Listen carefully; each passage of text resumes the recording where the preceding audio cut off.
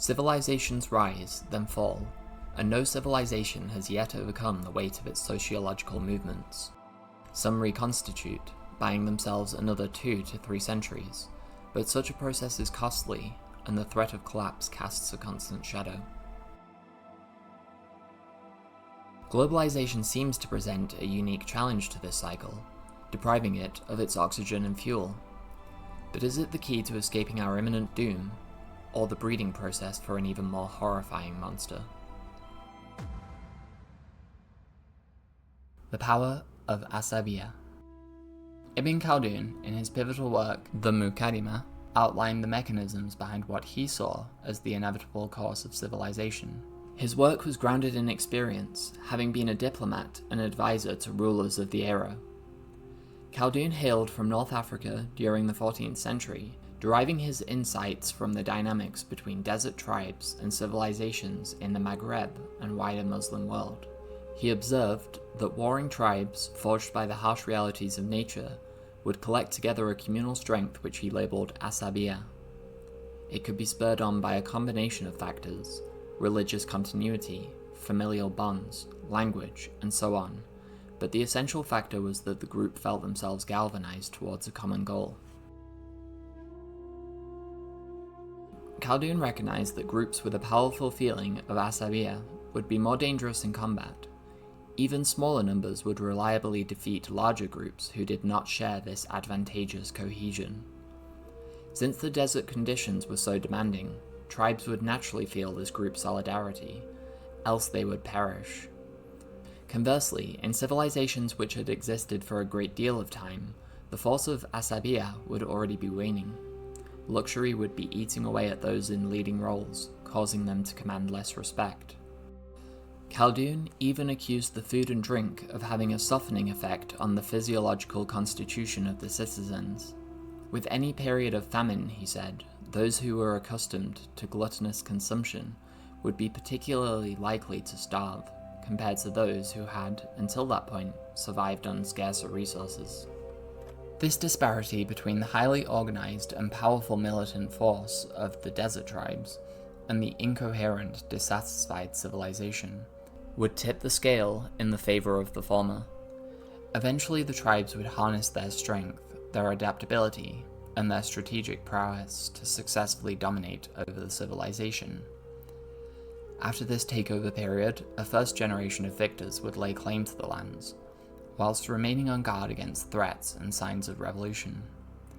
The second generation would receive the cautions and first-hand accounts of their parents and grandparents, also understanding the tumultuous nature of their position.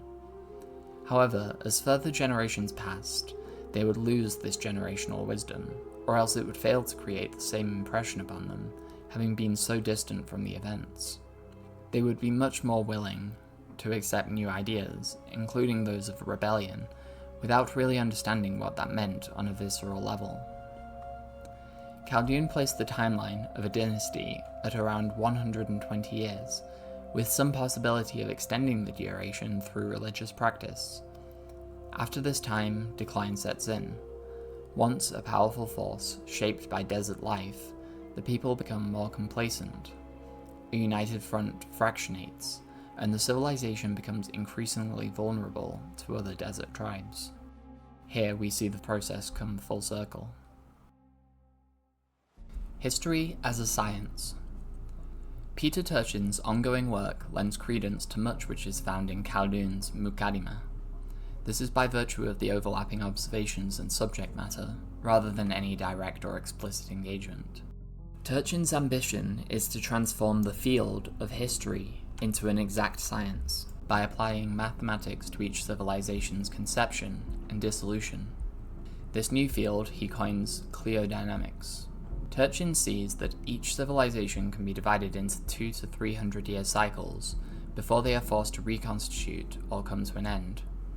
Each cycle has an integration period, throughout which a civilization gathers strength and consolidates its power, similar to the dynasty phase outlined by Khaldun. Then, after this golden period, it begins to disintegrate and decay. Political strife gives way to internal conflict, and an oversupply of labor widens the gap between classes. This probable outcome is driven by psychological trends and economic flows. The nature of a quote-unquote elite class is that they cannot be too many. Political power must be collected into limited hands, else it becomes insignificant. Turchin defines this class primarily by factors such as education and economic status. Those with access to the most prestigious schools, for example, tend to be funneled into the upper echelons of society. This class operates in either the abundance or scarcity which arises from labour. When there is a scarcity of labour, those in power are heavily scrutinised for opulent spending. Ironically, this keeps their behaviour more respectable to the general population and instills noble virtues. On the contrary, when labour is oversupplied, wages can be decreased and the number of aspirants to these top rungs of society is allowed to grow. Then, by a result of predictable behavioural trends, the people of this class seek to distinguish themselves. Copious spending abounds in a battle for status. As this spending reaches an apex and huge swathes of the labourers are pushed down into poverty by falling wages, the immense class distinction causes an internal rift. Asabiyyah begins to wane, with the civilization no longer bound by a mutual goal and weakness taking root. Khaldun's assessment that reaching luxury is the point of a declining society now appears to be affirmed, though it is less the ultimate cause than an epiphenomenon of the underlying structure. Globalization and falling Asabiyyah. Khaldun and Turchin's theories seem to have a very unique relationship with globalization, especially when we consider them alongside human psychology. For a moment, set aside all of the associations of deception, conspiracy, and individualized interests which appear in discussions of this topic. Instead, focus on the best-case scenario.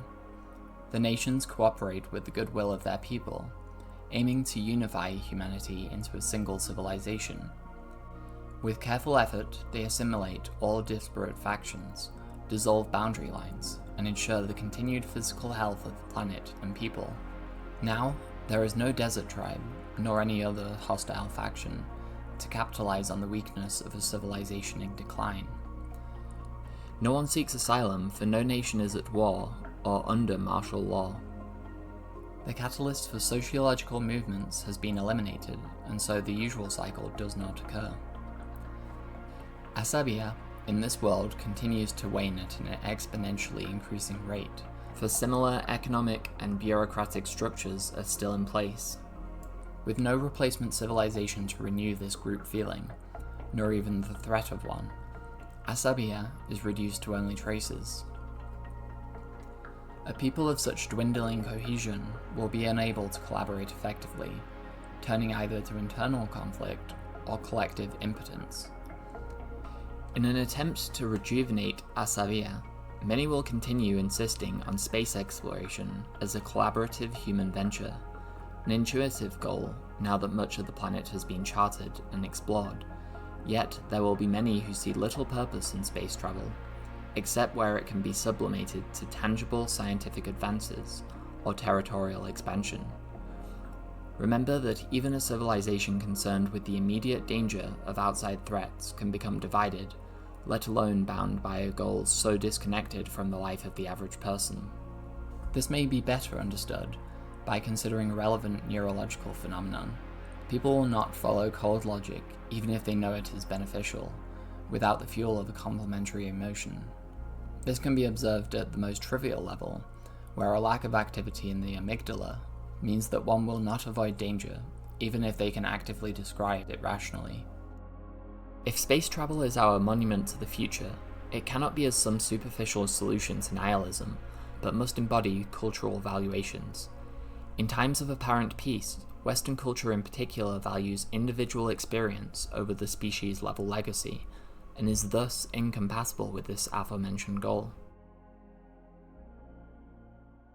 Humanity turned reactive.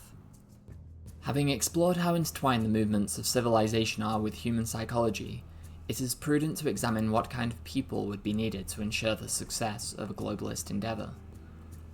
The master and slave, in Friedrich Nietzsche's Genealogy of Morality, are two psychological types which form through social realities.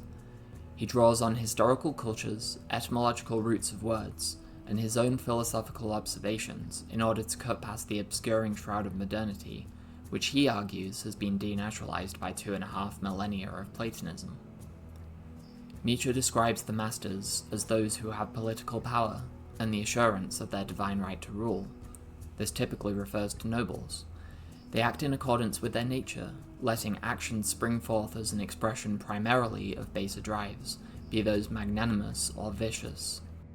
The master's effect seems like a mere accident of nature.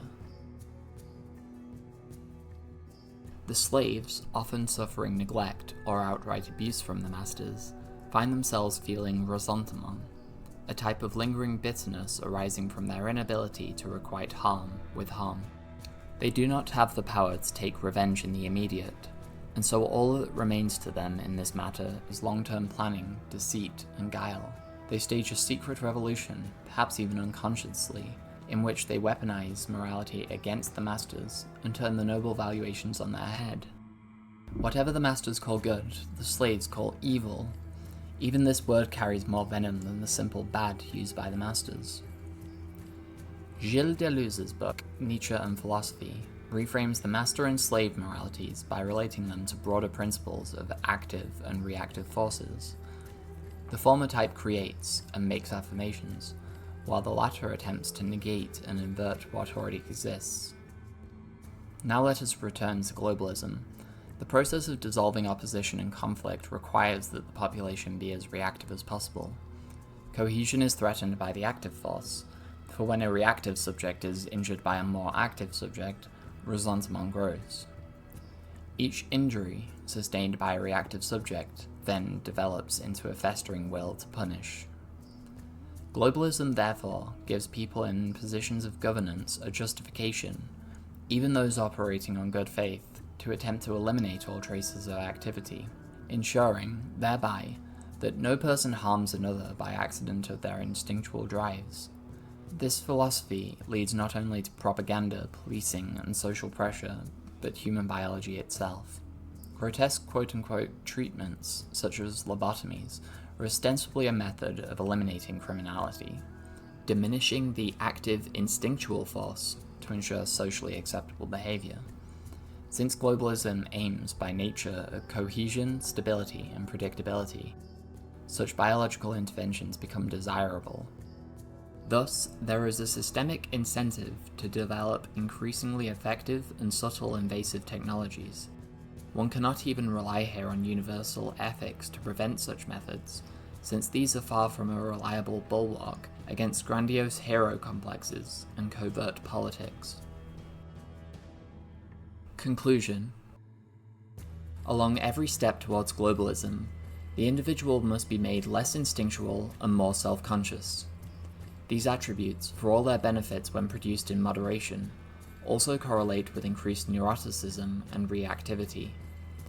Thus we may indeed break the traditional civilisational cycle, but at the expense of human character. The future, inhabited by a humanity plagued with anxiety and other disorders, and without asabiyyah nor affirmative ambition, will be doomed to turn in on itself, a war of all against all, waged through espionage, slander, and backstabbing, or, more likely, the population shall be preyed upon by whichever ambitious and active subjects remain to take advantage of this vulnerability. In conclusion, globalization contains only a false promise of prosperity. For those who would not see humanity take the easy path at the expense of the future, it would be wise to reject this totalizing system, turning instead towards new frontiers and horizons.